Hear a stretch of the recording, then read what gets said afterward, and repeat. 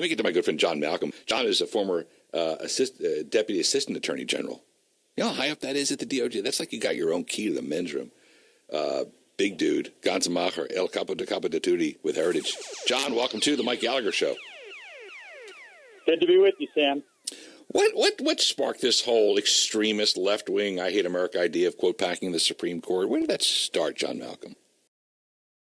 When Donald Trump appointed 3 justices to the Supreme Court and they started referring to those as stolen seats, it is no accident that the legislation that was introduced in the Senate yesterday by Ed Markey and in the House by Jerry Nadler, Mondaire Jones, and Hank Johnson is to add 4 seats to the Supreme Court, and that would convert a 6-3 minority for the democratically appointed justices to a 7-6 majority for the Democratic justices. They are not content to wait for the results of this bipartisan commission that Joe Biden has put together to, report on potentially increasing the number of Supreme Court justices. They want action now.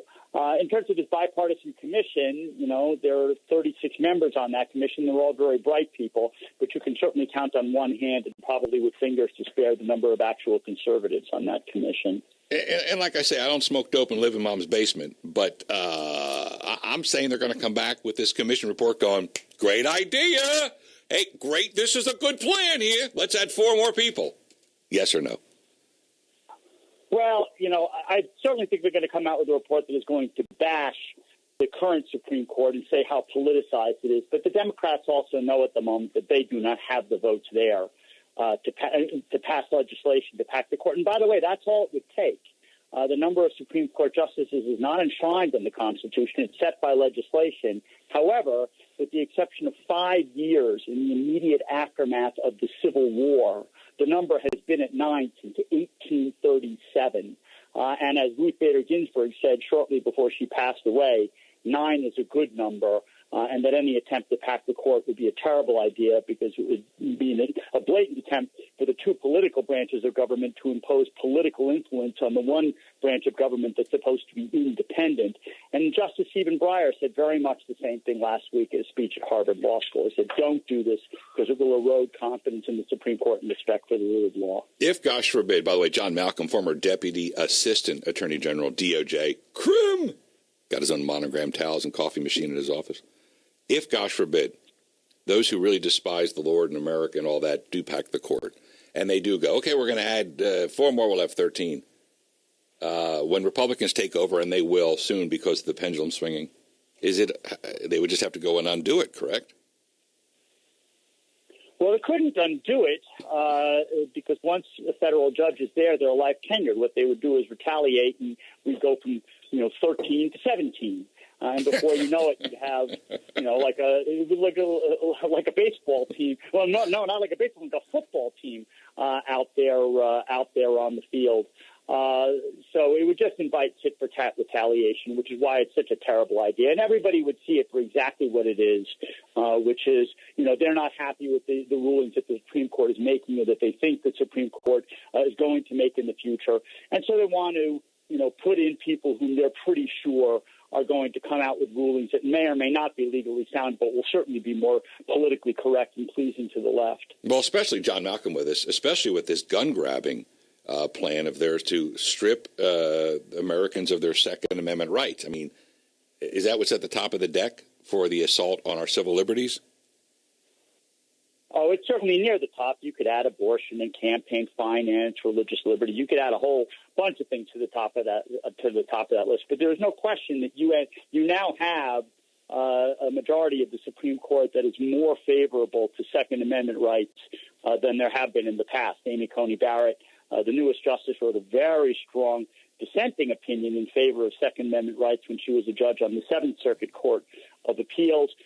Brett Kavanaugh has similarly spoken in favor of the Second Amendment when he was on the D.C. Circuit.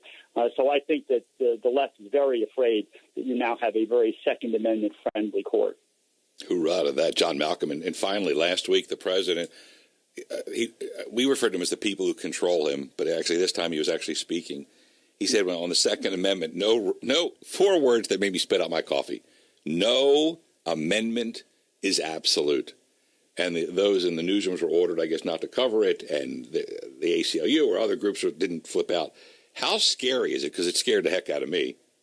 How scary is it, John Malcolm, former Deputy Assistant Attorney General, DOJ, when you hear a man alleging to be president say no amendment is absolute?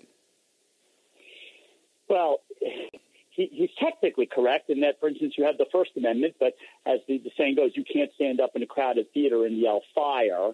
But, what he means by that is that any gun control legislation that the left can push through ought to be upheld as not violating the Second Amendment. I mean, people would never tolerate the kinds of restrictions being put on their First Amendment rights, their Fourth Amendment rights, all sorts of other rights that the left attempts to impose on people's Second Amendment rights. And so, that's why the right is very afraid about what President Biden is going to do with the democratically controlled Congress, and the left is very afraid about what the Supreme Court would do in response to anything that they could actually get passed. I can't imagine the extremists, the godless on the left side, going, if Donald Trump, our great 45th, had said no amendment is absolute. John Malcolm, they'd be 25 hours a day, 8 days a week on cable news screaming at the top of their lungs, what's next? Speech? Religion? What is it? If Trump had said that. That's so disturbing to me.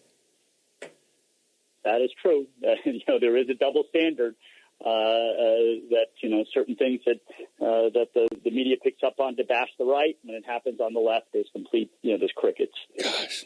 All right. Stay strong. Keep strong in prayer. Our good friend John Malcolm, former Deputy Assistant Attorney General, DOJ, great friend of our show in Houston, explaining it so knuckleheads like me can explain it. John, I appreciate it.